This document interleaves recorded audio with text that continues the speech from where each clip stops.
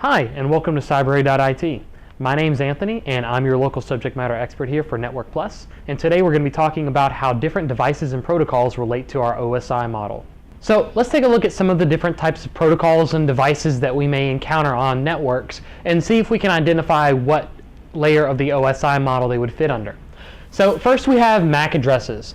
Now MAC stands for Media Access Control Addresses, and we've talked about how MAC addresses are unique addresses that are encoded by the manufacturer onto network interface cards. Each of these network interface cards has a globally unique MAC address, but we typically don't route using MAC addresses. MAC addresses are used for just our layer 2 data link layer. We can't route using MAC addresses, but we do point information to specific devices, to specific network interface cards using their MAC address. Our MAC address is what we'll consider as our physical address. It is the physical address of the network interface card on our machine. Now, in contrast to MAC addresses, we have IP addresses. IP addresses are able to be routed over networks, so over around the world even. And our IP addresses are layer 3 in our network layer. Our network layer in our OSI model is often referred to as our IP addressing layer, and as such, our IP addresses fit right in there. Now, our IP addresses are not physical addresses. IP addresses are actually logical addresses that are mapped to a physical address. We have a single IP address that's mapped to a physical network interface card, a physical MAC address, excluding IP addresses that are in our broadcast or our IP addresses that are in our multicast range. But we'll talk about those later in our IP addressing section. But typically speaking, our IP addresses are going to be a logical address that's mapped to a single physical address on a network interface card. So as such, our IP addresses are going to be layer 3. Next is our EUI64. Now, our EUI64 is another name for our IPv6 global unicast. Now, our IPv6, our IP version 6, is a much larger set of binary digits that we can use to create IP addresses. Our IP version 6 is a much larger addressing space than our IP version 4. But we will talk about our IP version 6 and the differences between our IP version 6 later. But one of our IP address classes, one of our IP6 address types is global unicast. Now, global unicast is an address that's specific for a single network interface across the world. So we could send information to a global unicast address, and it would be routable around the world to a specific device. Because of this, because our IPv6 global unicast is not a logical address mapped to a physical device, a global unicast address is an address that is specific for a single device. It's considered layer 2 data link because we don't have to route or translate that address to a MAC address in order to acquire a data link. Our IPv6 global unicast, or our EUI64, would do that for us. It would automatically just globally connect to one specific device. Next we have frames. Now, frames are our layer 2, our data link layer, but they're layer 2 protocol delivery units. So it's a segment of data with a beginning and end that we're using on the layer 2 level. So when we're talking about segments of data and we're referring to them in the layer in terms of our layer 2, we're referring to them as frames. So our frames, we'll want to remember, are our layer 2 protocol delivery unit. Next are our packets. Now, our packets are going to be very similar to our frames, but they're going to be our layer 3 protocol delivery units. So when we're talking about transferring data on a level 3 level, on our networking level, we're going to be talking about packets. And again, they're just segments of data with a beginning and an end, and we're sending them across our layer 3 network, and as such, we refer to them as packets. Next, we have our switches. Now, switches are our devices on our network which allow us to connect multiple devices that are on the same subnet. So if we have multiple computers with an IP address in the same subnet in a room that we don't have to route data to, we'll connect them via a switch.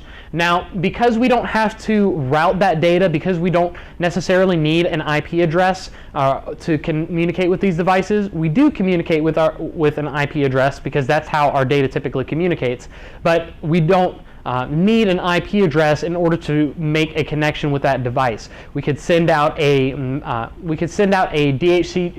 DHCP discover message out to our network, and that's going to refer back to us without an IP address, and people can address us and can send say a DHCP offer message to us specifically without us necessarily needing an IP address. So because of that, our switches are going to be performing at a layer 2 level, at a data link level, and they map to our MAC addresses. Now, we do have switches that can determine who we are and map specific packets directly to us, or we may have switches that send packets to everybody, and then as it determines, okay, this MAC address is on this port, this MAC address is on this port, or this computer with this MAC address is connected to this port on me, it begins to make those mappings. So because of that, we consider that layer 2 because it's working with those MAC addresses. Now, we also have our routers, and routers are sometimes referred to as a layer 3 switch. Now, they're sometimes referred to as a layer 3 switch because they allow us to connect to multiple different networks. They allow us to route addresses, IP addresses, and send data across these multiple different networks. Because we're working with IP addresses, because we're routing data, our routers are going to be layer 3.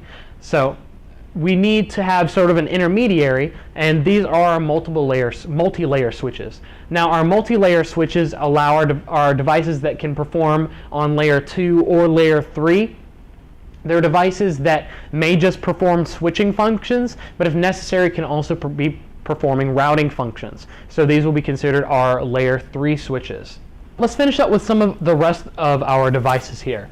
Now, we also have a hub. Now, a hub is sort of like a dumb switch. A hub just takes in all of the incoming data that it is receiving and then just sends it out to everybody that's connected to it. So it allows us to pass data onto multiple computers in a network, but it isn't going to be smart. It isn't going to do any mapping of any MAC addresses, and it's not going to do any mapping of any IP addresses. So it's just going to take in that data and just send it to everyone. So it isn't really doing anything as far as routing. It isn't doing anything with IP addresses. It's just letting us connect from one point to another. So because of that, our hubs are going to be layer 2, data link, and it passes the information to everyone that's connected to it. It just takes it and it passes it, and it allows us to make a data connection. We're also going to have encryption devices. Now, encryption devices may be physical devices on our network that perform encryptions at one point and then decryption at another point.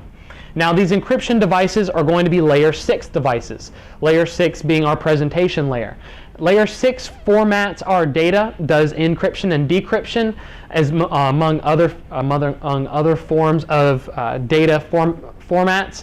But because encryption is a type of data format, it is a way that we're modifying our data so that it can be viewed or it can be encrypted and then transferred over the network. Our encryption devices are going to fall under that layer 6, our presentation, because it's formatting our data. Then we have a cable, and our cable is very easy to tell, is a layer 1. It's a physical device. Something we can hold, it's something we can plug in and connect. It's going to be a layer 1 physical device. A network interface card is also a layer 1 physical device. A bridge is going to be a layer 2 data link device. Now, a bridge is considered a layer 2 device because a bridge provides point-to-point connectivity. A bridge is going to allow us to connect, whether it's through a wireless bridge that we set up from one point to another, or an Ethernet bridge that we set up. A bridge is just going to provide one point to another point, much like a bridge, connectivity. So we're going to have a bridge as a layer 2 device.